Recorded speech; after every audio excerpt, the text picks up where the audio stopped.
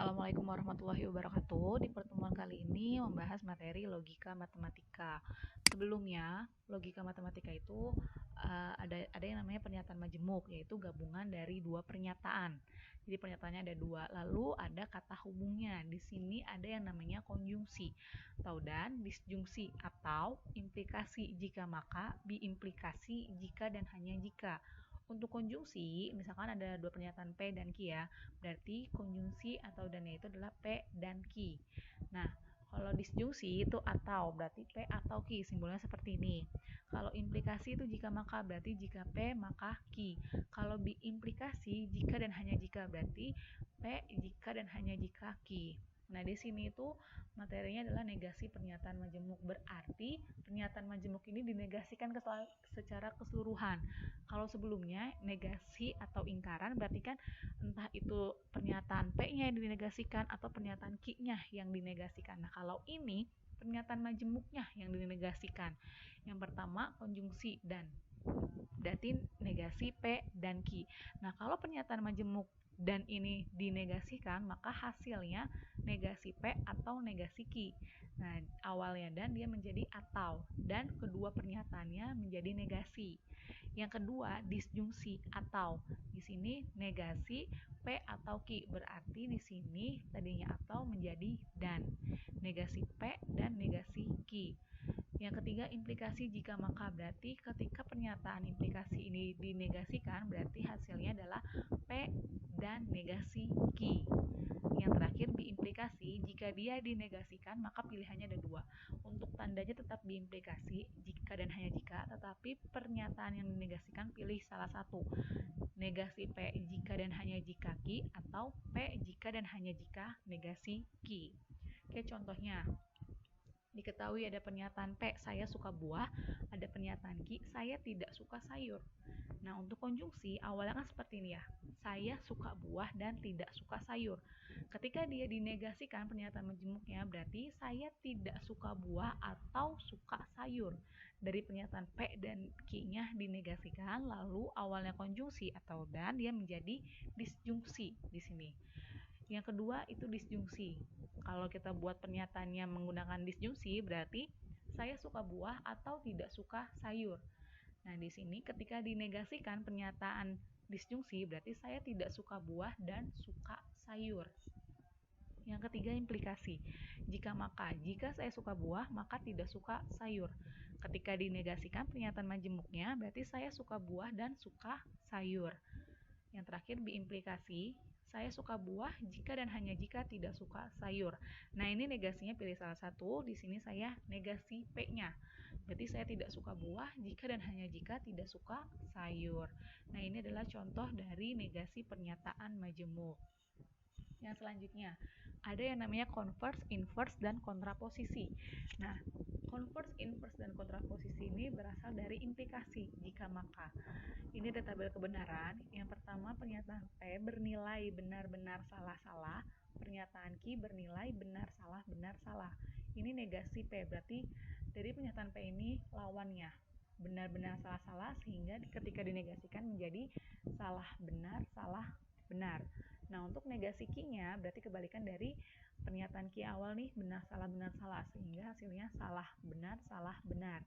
Nah, untuk implikasi jika maka, jika benar maka benar, hasilnya benar. Jika benar maka salah, hasilnya salah. Jika salah maka benar, hasilnya benar. Jika salah maka salah, hasilnya benar. Nah, ini patokannya, implikasi. Nah, sekarang kalau converse itu, jika negasi Q, maka negasi P. Berarti yang dilihat adalah pernyataan Q terlebih dahulu.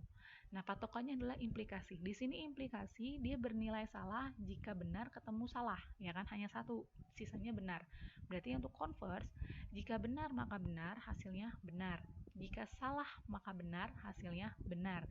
Jika benar maka salah, hasilnya salah. Jika salah maka salah, hasilnya benar. Nah, seperti itu. Oke, selanjutnya. Untuk inverse, dia negasi P. Jika negasi P, maka negasi Q. Berarti lihatnya tabel yang negasi P dan negasi Q. Jika salah, maka salah. Benar. Jika salah, maka benar. Jika benar, maka salah. Jika benar, maka benar. Yang terakhir, kontraposisi. Jika negasi Q, maka negasi P. Jika salah, maka salah, dia benar. Jika benar, maka salah, dia salah. Jika salah, maka benar, benar. Jika benar, maka benar, benar. Nah, ini adalah tabel kebenaran untuk converse, inverse, dan kontraposisi. Selanjutnya ini contohnya dari inverse, converse, kontraposisi. Nah, diketahui pernyataan P, saya pergi ke dokter. Pernyataan Q-nya, saya sakit. Yang pertama, implikasi. Jika saya pergi ke dokter, maka saya sakit. Yang kedua, converse. Jika negasi Q, maka jika Q, maka P. Jika saya sakit, maka saya pergi ke dokter. Nah, ini converse-nya. Kalau inverse-nya, jika saya tidak pergi ke dokter, maka saya tidak sakit. Yang terakhir, kontraposisi. Jika saya tidak sakit, maka saya tidak pergi ke dokter. Ini adalah contoh pernyataannya untuk converse, inverse, dan kontraposisi. Yang terakhir, ada yang namanya penarikan kesimpulan. Nah, penarikan kesimpulan ini nanti akan ada dua pernyataan. Nah, di sini misalkan namanya premis 1 dan premis 2. Lalu ada konklusi atau hasilnya.